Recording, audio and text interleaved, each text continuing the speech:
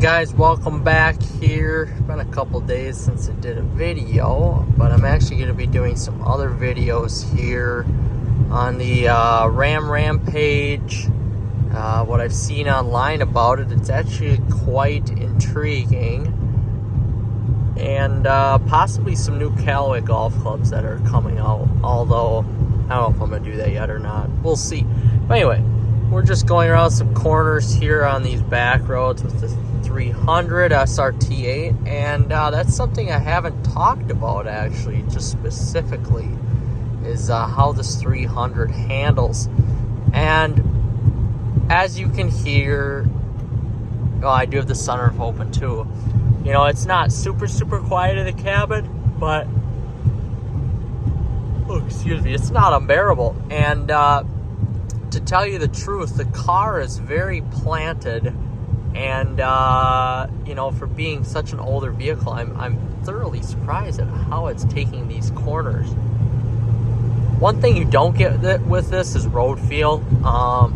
There's not a lot of road feel that comes through the steering wheel at all, so I wish there was a little bit more feel to it, but that's okay. It just allows you to take the corners with a little bit more confidence, I guess.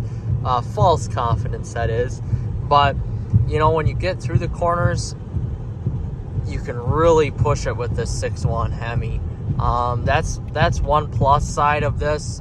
Out of all the cars that I've had, this is definitely not the lightest around the corners per se, but I mean, it holds its own. It really has you know, quite a bit of grip around the corners.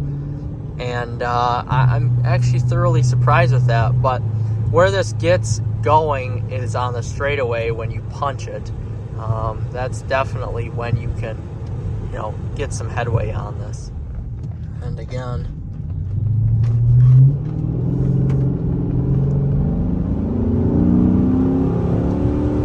yeah, you really can rake this thing through those straightaways and cause a lot of havoc once you get around the corners. But again, this is actually very confidence inspiring, considering the size of the car.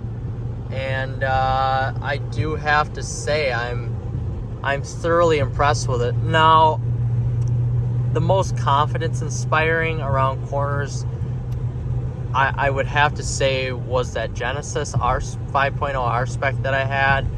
The Mercedes was next, and then this. But I do have to say, this wide stance of this 300 really provides it with some good grip, and still makes it very fun to drive.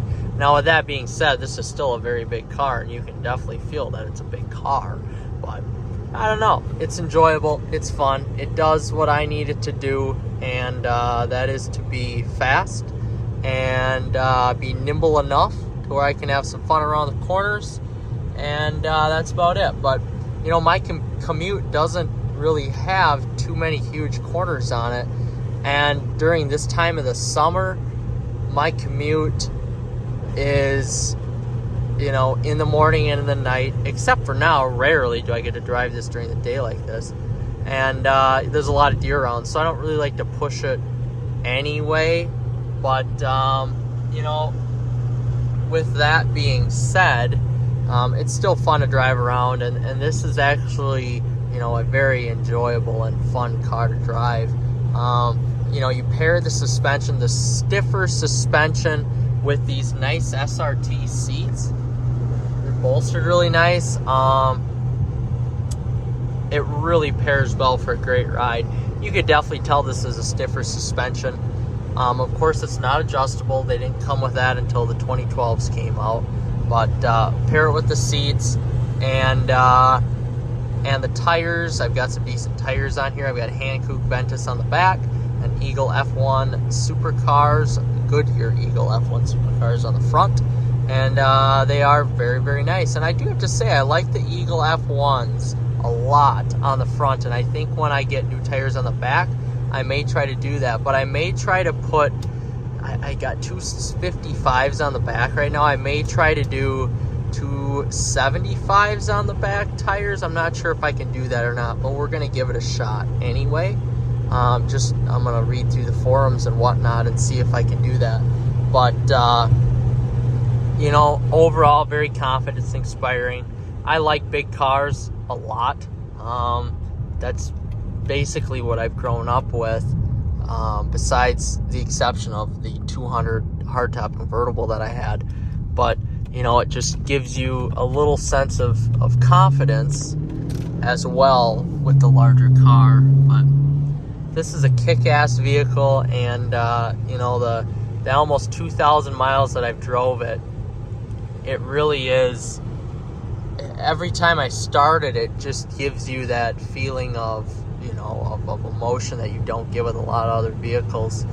And, you know, there's not a lot of brands out there that do it for me anyway, and this one happens to do it. But there's nothing like rolling down a back road with the window open, and you just punch it and you can hear that exhaust. And that's just a feeling that cars are not having as much anymore.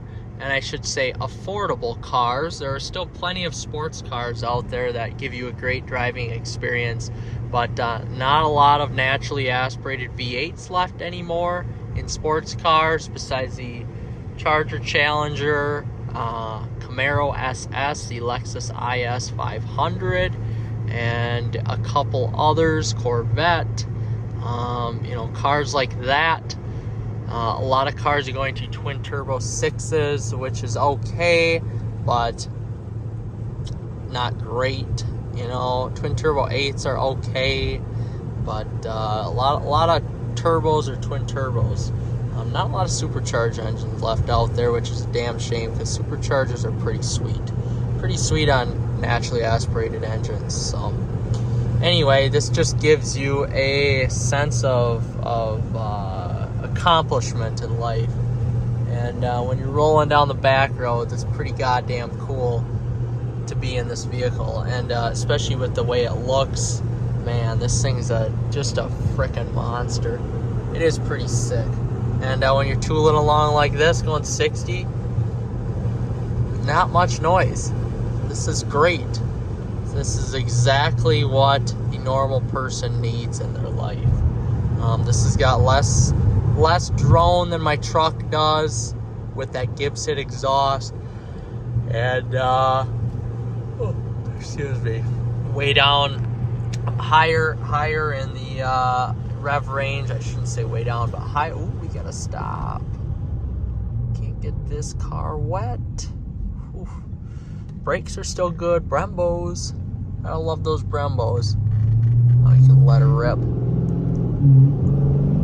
There we go. Oh, nice. There's a little bit of intake noise when you get above 3,000 RPMs. That just sounds like you're whipping out a Mac 10 or a Tech 9 and you're just going to town. And that's kind of the mantra of this vehicle. And it's pretty freaking cool. It honestly sounds like a fire going off. It's sick.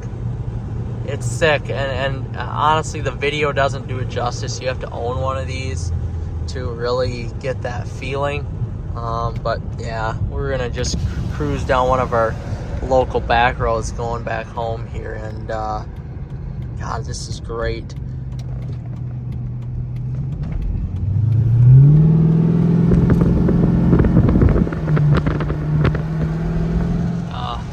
How freaking cool, huh? This is sick. Nothing better than laying back in the 300 and hauling ass. It's pretty fucking cool. So, with that being said, going back to the original topic of this post, is just talking about the suspension and the seats and the overall driving position. Yeah, it's good. You know, you'll have some people complain about it, but this is great, you know, for the average person. Shit, I'm 150 pounds. I have tons of room to spare here, but if you're a heavier man, this is the perfect car for you. I mean, this is what it's designed for. So, and it's still perfect for me. But it's a shame. It's a shame they're getting rid of these cars. They would continue to sell, but the fees that Stellantis is paying for these V8s are pretty heavy, and it's just not financially stable anymore for them to keep making these cars, so they are going away. But I'm gonna enjoy this 300 while I can, and wait till my next car. This thing is a beauty.